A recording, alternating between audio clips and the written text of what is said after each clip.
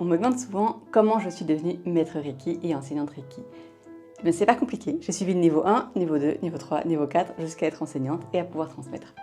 Mais ce qui est plus intéressant, c'est de savoir ce qui m'a amené au Reiki, comment j'ai découvert et ce qu'il a pu apporter comme transformation dans ma vie.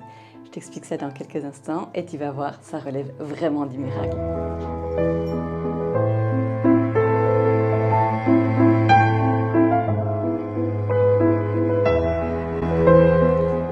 Il y a quelques années, je dépendais de mon fauteuil roulant électrique pour tous mes déplacements et tous mes gestes dans mon quotidien.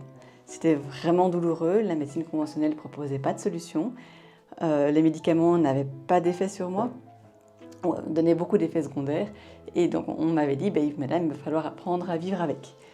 Et je m'étais donc résignée à apprendre à vivre avec cette maladie. Cette maladie s'appelle le syndrome des lers dans l'os, je t'en parlerai dans une autre vidéo. On m'a proposé de participer à un voyage sous les chemins de Compostelle, adapté évidemment pour les fauteuils roulants. Et j'étais vraiment très hésitante à participer à ce voyage parce que j'avais peur que ça génère beaucoup plus de douleur que ce que j'avais déjà, parce que j'aurais plus toute l'aide dont j'avais besoin au quotidien, j'aurais plus l'environnement qui était adapté, parce que j'aurais dû utiliser un fauteuil manuel parce que le fauteuil roulant électrique ça rentre pas dans une grosse... le gros fauteuil roulant électrique ne rentre pas dans une voiture, même une grosse voiture, il faut vraiment une camionnette adaptée. Et le fauteuil pèse 150 kg, donc on ne va pas le mettre facilement dans un coffre. Je me suis quand même laissée embarquer dans ce voyage, donc me voilà partie. Et j'avais des douleurs, par exemple, à plein d'endroits, mais notamment au coccyx, qui s'en allait, qui revenait, et qui là avait décidé de faire partie du voyage. Donc ça faisait que je ne pouvais pas rester assise parce que j'avais mal au coccyx, mais que je ne pouvais pas non plus tenir debout parce que ça, c'était plus dans mes possibilités. Et donc quand tu tiens ni debout ni assise, ça complique drôlement les choses pour ton voyage. On faisait une partie du voyage, du chemin sur Compostelle, on faisait une partie en fauteuil, là où c'était carrossable, et là où c'était pas carrossable, sur des chemins de terre ou quoi, mais là on prenait la voiture, donc on avait pas mal de transferts entre le fauteuil et la voiture. Une des personnes qui nous accompagnait, dont moi j'avais fait la connaissance pendant le séjour, m'a proposé de me faire un soin Reiki, un soin énergétique. Moi, je ne savais pas du tout ce que j'étais, mon père est médecin, j'ai grandi dans un environnement assez cartésien, donc je me suis dit je veux bien essayer, mais je suis ouverte, mais j'y crois pas vraiment franchement. Donc, le soir il m'a fait un soin et dès le lendemain je ressentais déjà les effets de ce soin. J'avais nettement moins mal, je pouvais enfin rester assise et passer du fauteuil à la voiture sans trop de douleur.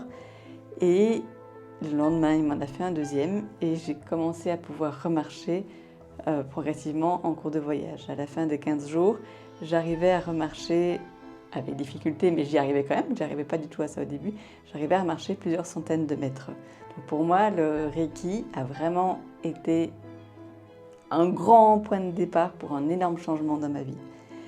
La personne qui m'a fait le soin, ce n'était pas un grand maître Reiki, c'est quelqu'un qui avait appris juste les 2 premiers niveaux, et ça permet déjà de faire des changements majeurs dans la vie. Sur le chemin du retour, je consulte mes mails dans la voiture, et je reçois, je ne sais pas comment c'est arrivé chez moi, une newsletter qui me propose une formation Reiki le week-end suivant mon retour. Je me dis c'est une magnifique synchronicité, donc je m'inscris à cette formation, ce week-end de formation, et là je fais connaissance avec le Reiki Shambhala qui est un peu différent du Reiki Usui. Je t'expliquerai aussi dans une autre vidéo la différence entre les deux. Et je découvre, j'apprends, je vis que le Reiki c'est bien plus qu'une technique de soin, c'est un vrai chemin vers toi-même, un vrai chemin de reconnexion à toi. Et un vrai chemin d'éveil, qui m'a ouvert les yeux, qui a réveillé toute une partie de moi qui était endormie en moi. Et je suis littéralement passée d'un monde en noir et blanc à un monde en couleur. Et c'est un changement vraiment merveilleux, vraiment, c'est magique, c'est magnifique. Le Reiki a pour moi été vraiment le début d'une nouvelle vie. Le Reiki a été vraiment le catalyseur d'un profond éveil à moi-même. Il m'a permis de ressentir tout ce qui était énergétique, quoi j'étais déjà vraiment sensible, mais comme je ne connaissais pas et que ça ne faisait pas partie de l'environnement dans lequel j'avais grandi, j'avais mis de côté, mais ça a expliqué plein de liens avec l'hypersensibilité par exemple, avec mes émotions, avec la sensibilité aux émotions des autres, avec la sensibilité aussi aux animaux, à vraiment plein de choses différentes. Grâce au Reiki, j'ai découvert ou redécouvert l'existence d'un monde invisible, bien au-delà des 5 sens que nous avons, parce que depuis tout petit on est éduqué avec on a 5 sens. En fait, on en a nettement plus que ça. Les perceptions subtiles, les synchronicités, Les ressentis énergétiques, tout ça, je les avais déjà, mais je ne le savais pas. Et tout ça, c'est vraiment réveillé grâce au Reiki. Et ce réveil, il ne s'est pas fait en une fois, heureusement, sinon ça ferait comme si j'étais tombée du lit et c'est pas très confortable comme situation. Ça s'est vraiment passé tout en douceur, au fil des semaines, au fil des mois, au fur et à mesure de ce que j'étais prête à comprendre et à découvrir. J'ai aussi progressivement compris de plus en plus de choses, des choses que je vivais avant, mais auxquelles je prêtais pas plus attention que ça, ou bien que je comprenais pas, parce qu'on n'a pas spécialement les mots, le vocabulaire pour pouvoir les expliquer.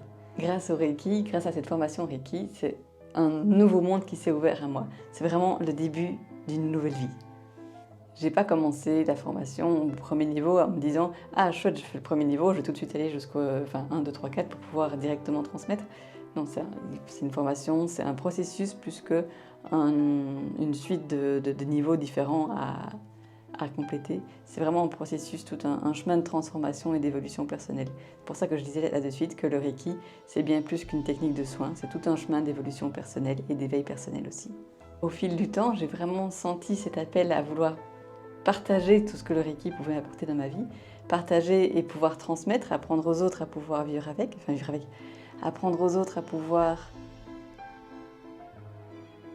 voir aussi le monde avec, passer du monde en noir et blanc à un monde en couleur. Guidée par cette transformation intérieure, j'ai senti le besoin, l'appel à transmettre cette énergie qui est simple et puissante et magnifique. Le Reiki Shambhala a vraiment un grand pouvoir transformateur. J'estime sans prétention que je suis une preuve vivante de transformation qu'il peut apporter. Et si toi aussi tu as des douleurs, si toi aussi tu cherches ton chemin, si tu as envie de te reconnecter à ton énergie vitale, de vivre une vie plus épanouissante, dans laquelle tu te sens mieux, de trouver ta place dans ce monde, je t'invite vraiment à suivre soit une formation Reiki avec moi pour pouvoir découvrir tout ça, ou bien simplement à pouvoir en bénéficier avec les soins que je propose en présentiel ou à distance. Les animaux sont aussi très réceptifs à toutes les énergies. Eux, ils n'ont pas le filtre mental comme nous l'avons, de se dire ça va marcher, ça va pas marcher, donc ils sont vraiment très réceptifs de leur côté.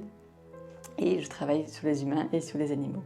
Et les animaux partagent bien souvent les mots de leurs humains, d'où l'intérêt de travailler sur chacun. Mais merci d'avoir regardé, n'hésite pas à commenter, partager, liker la vidéo pour m'encourager à en faire d'autres et encourager YouTube à faire connaître mes vidéos. À bientôt!